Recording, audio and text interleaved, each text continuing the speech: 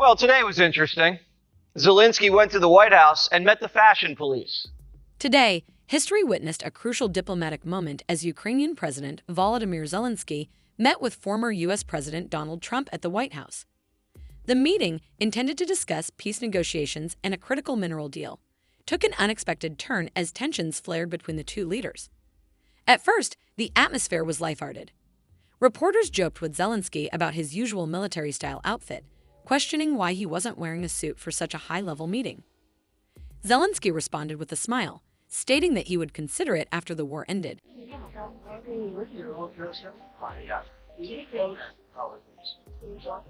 He's all dressed up today.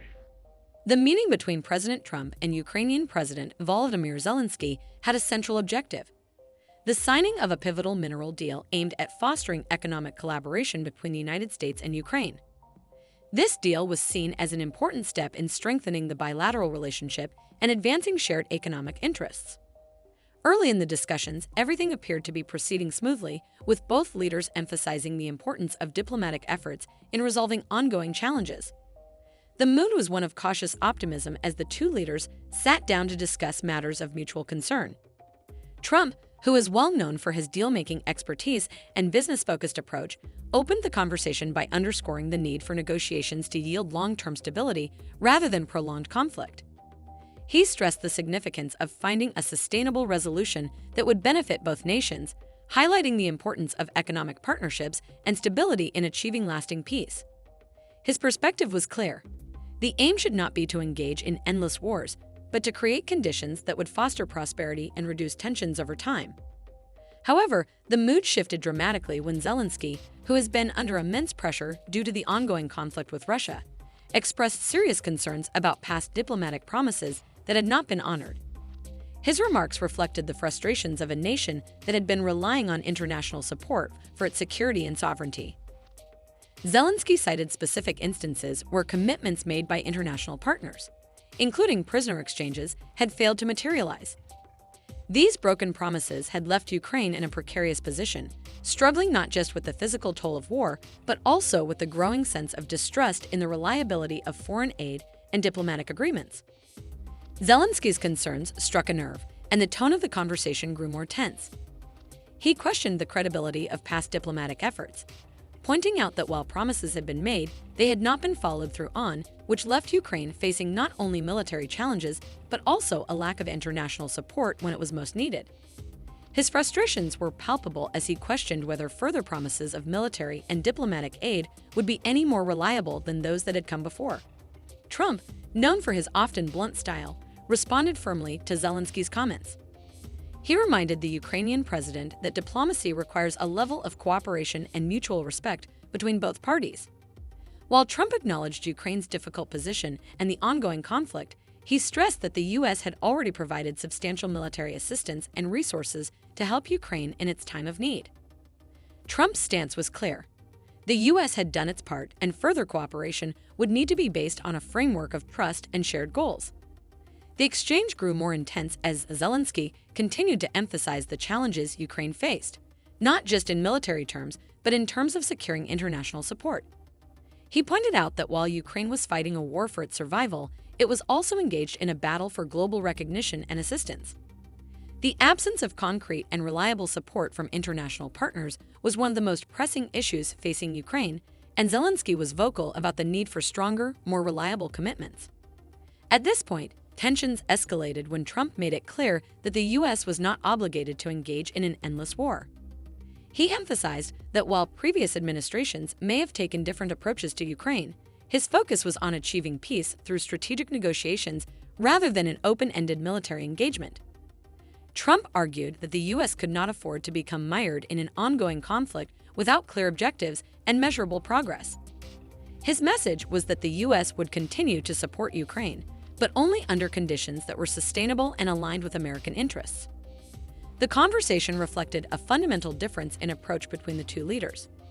While Zelenskyy was advocating for stronger and more reliable commitments from the U.S. to help secure Ukraine's future, Trump's perspective was shaped by a desire to avoid further entanglement in prolonged conflicts. He was focused on finding a resolution that would allow for a stable peace without the need for endless military involvement. Worse. The highest level in this country's office and refused to wear a suit. This was, you own a suit? Yeah, how much? I go out and have problems with you not. This ideological divide highlighted the complexity of U.S.-Ukraine relations, where the need for international support and security had to be balanced against the realities of American foreign policy priorities. Zelenskyy, despite the escalating tension, maintained a firm stance on Ukraine's need for clear and actionable commitments from its international allies. He reiterated the importance of not just military aid, but also diplomatic assurances that Ukraine's sovereignty and security would be guaranteed moving forward. This was not merely a question of receiving resources. It was about establishing a sense of certainty in a turbulent and uncertain geopolitical environment. Zelenskyy's approach reflected the broader anxiety felt within Ukraine about the fragility of international support and the need to secure more tangible guarantees from its Western allies.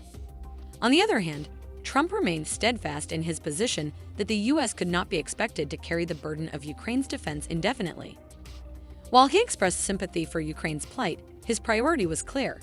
He wanted to avoid getting trapped in a conflict that did not serve U.S. interests in the long run. He believed that diplomatic solutions and negotiations, rather than prolonged military assistance, were the key to achieving peace and stability in the region. The meeting highlighted the stark differences in priorities and approaches between the two leaders, revealing the complexities of international diplomacy. For Zelenskyy, the urgent need for consistent and concrete support was crucial to Ukraine's survival and security.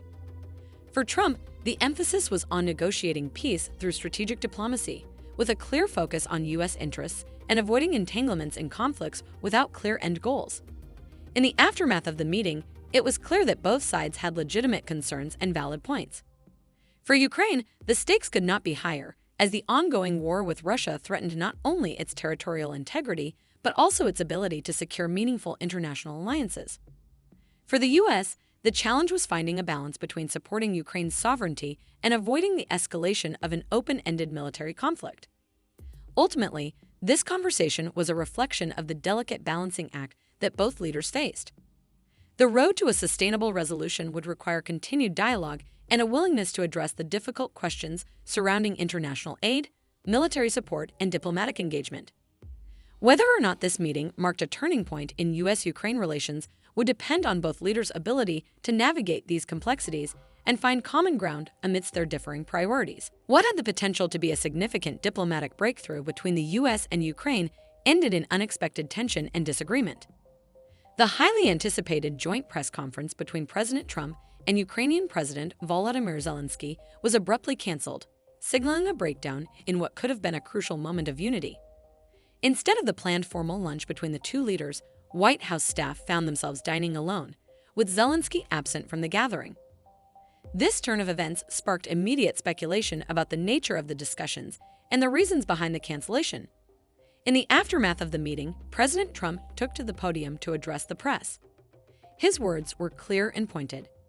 Trump stated that Zelenskyy had overplayed his hand in the negotiations, suggesting that the Ukrainian president had pushed for more than the U.S. was willing to offer.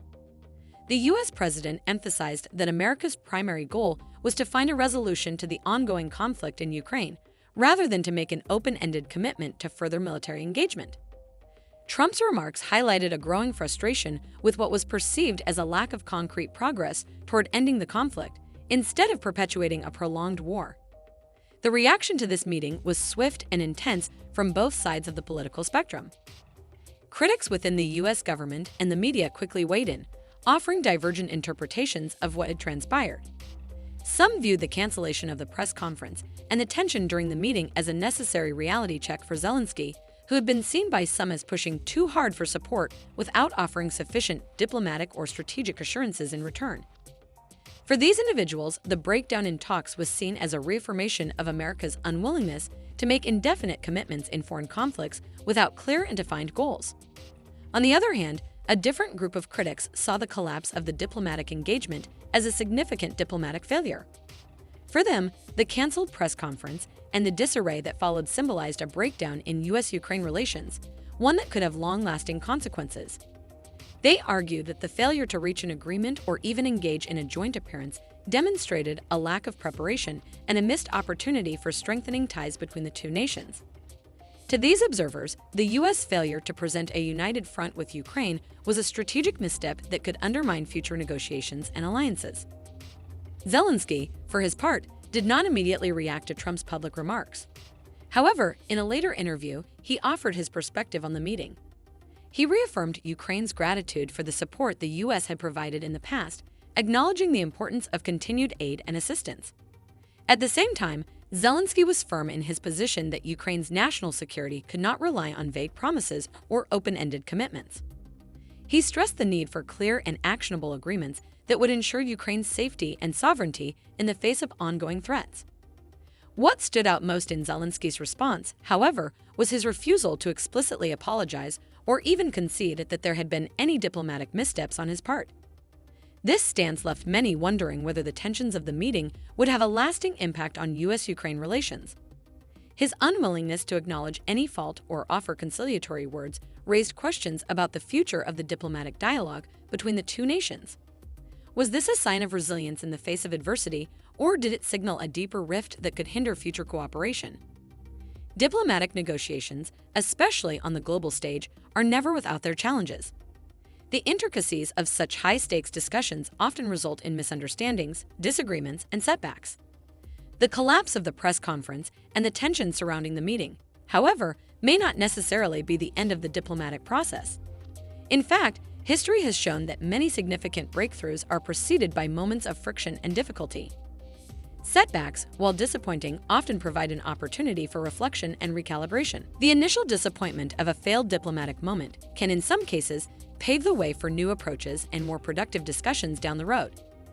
In this instance, it remains to be seen whether the breakdown in talks will lead to a reevaluation of strategy on both sides, or if it will deepen the divide between the two countries. For Ukraine, the meeting with Trump represented a crucial moment in its ongoing quest for security and international support. The country's continued struggle against external aggression from Russia has made it reliant on Western allies, particularly the United States, for military, financial, and political backing. However, as the meeting made clear, Ukraine cannot take that support for granted. Clear, mutual agreements and understanding will be essential if Ukraine hopes to secure the long-term commitment it seeks. For the U.S., the meeting highlighted the complexities of its foreign policy stance in relation to Ukraine and the broader international community. President Trump's comments suggest a desire to avoid getting further entrenched in a protracted conflict. The U.S. is seeking a resolution, but that resolution must align with its interests and strategic goals, which may not always coincide with those of Ukraine. Ultimately, the question that remains is whether this meeting, despite its apparent failure, can lead to a better deal for both parties, or whether it has inadvertently deepened the divide between them. Diplomatic relationships are rarely linear, and each interaction provides new opportunities for learning and adjustment. As both countries move forward, they will need to navigate the complex landscape of international diplomacy, balancing their respective interests with the need for mutual understanding and compromise. Whether the U.S. and Ukraine can find common ground, or if this disagreement marks the beginning of a more challenging chapter in their relations, is still uncertain. But one thing is clear: the road ahead will require careful negotiation, patience, and a willingness to revisit and refine their approach.